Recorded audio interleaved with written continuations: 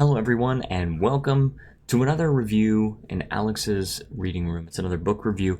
Today we are going to be reviewing The People of Sparks by Jeanne DuPrau. This is in the City of Ember series, book number 2. And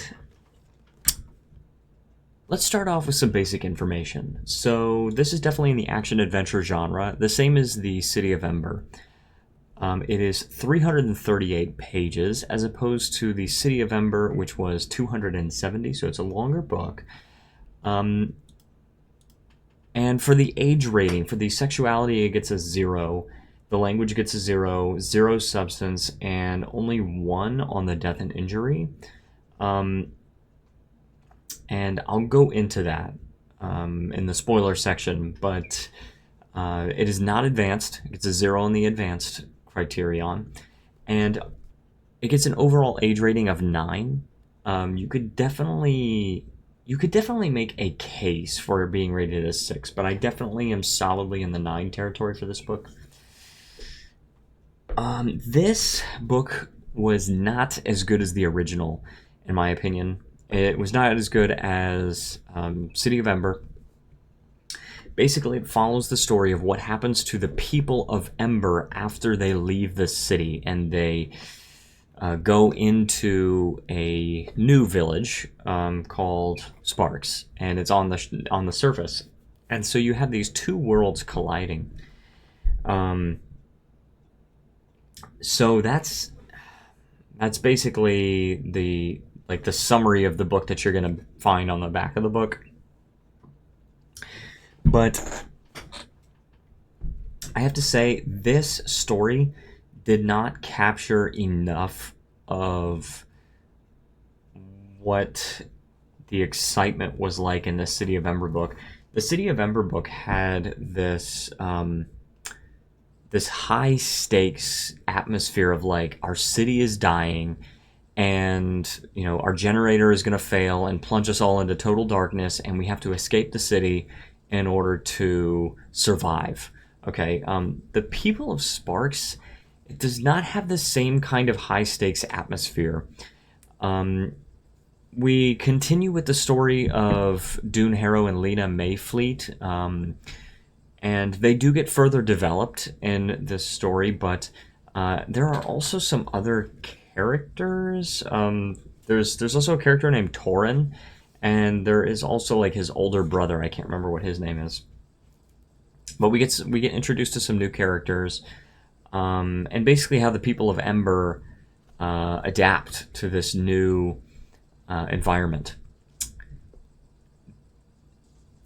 Gosh, I don't know what else to go into before I can get into spoilers, but I will say that this book is definitely less enjoyable for adults, and I am reviewing this as an adult. So, and it's very possible for a very simple and childlike story to be enjoyable for an adult. Like, for example, I have a book called Roxaboxen, which gets an age rating of 6. It's a children's book, and I got a lot of enjoyment out of that. This one I got less enjoyment out of than the City of Ember, and that is for sure. I am going into the spoiler section. All right, spoiler alert for people that don't want it. Please remove yourself. Now, this book has some heavy themes of immigration. I almost feel like this book goes, I don't want to say it goes too far on the politics thing, because it's not drawing like all these direct correlations, but it does go a lot further on the political ideology. I don't know, political ideology, political situation. It goes a lot further than the City of Ember does. So, because here's the thing. We've been taught to sympathize with the people of Ember, right? We're sort of like on their side.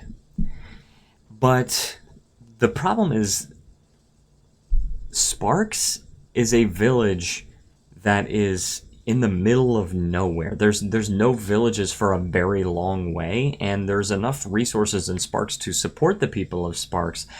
But the people of Ember actually outnumber the people of Sparks. So it's like, okay, now we have all these extra mouths to feed and a lot of heads to house.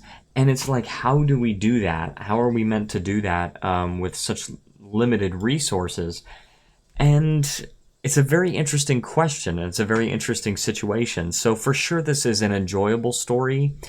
But it is not the same kind of high-stakes environment that the city of Ember is, because in the end, the people of Ember could, of course, find some way of migration or starting their own village or something like that. Perhaps some of the people of Sparks could have broken off. The people with knowledge of farming and everything like that could have broken off and started some second village, and they can expand and do everything like that. There is some incited conflict in this story, and it basically comes to a head when the two factions think that the other one wants to fight. Okay, the people of Ember think that the people of Sparks want to like hate them and want to kick them out, and the people of Sparks think that the people of Ember are just trying to take their resources and like steal the stuff that they've worked for without having worked for their own resources. And there is one figure in this book that seems cool in the beginning, but in the end he's actually kind of like igniting this whole conflict, which is an interesting correlation to real life, I have to say. But I rate this a 7 out of 10, and I rated the original, The City of Ember, an 8 out of 10. This one solidly gets a 7. It's just, it doesn't capture enough of what made The City of Ember good, and it's just like, I was interested in Ember. You know, I was really interested in The City of Ember, and that was just such an interesting concept to me. The city underground with all this interesting technology and like this old style stuff, and there's a point where Lena Mayfleet actually tries to go to this city that people talk about. That's like, okay, this is where the lost treasure or something is found, whatever. And she finds an old world city. And it's just, she describes it as basically like this monster of like waste. It's like a wasteland. All the buildings are abandoned and everything. It's just this huge, huge thing. And they're used to, you know, Sparks plus Ember is like less than 1,000 people. It's like 800 people or something. And then they go in, they see this city. They don't actually go into it. They go on the outside of it. They see this city that was, you know, no doubt built for millions of people. And it's like, meanwhile, the City of Ember is like 450 people or something. Sparks is like 300 and something. So it's like, she goes into this old world city without telling anybody that she's gone. And of course, that becomes a whole thing. But it comes to a head when Dune actually ends up risking his own life to save Torin, who's a person of Sparks. He actually risks his own safety in order to save Torin from a burning building, which is really interesting. And there's some injury that gets that happens in the process. At some point, somebody gets burned, or like they scrape their arm on a tree or something like that. So that's a 1 out of 3 as far as death and injury goes. But definitely, I would want to rate this a 7 out of 10. Good book, but not great.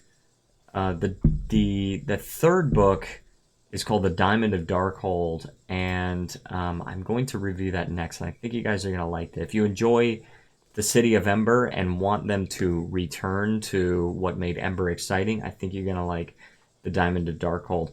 But we will move on with that in the next review. So that's going to conclude this review. Hope you guys enjoyed. If you did, please leave a like, subscribe, and stay tuned for more book reviews. Thank you so much for watching, and I will see you guys in the next book review.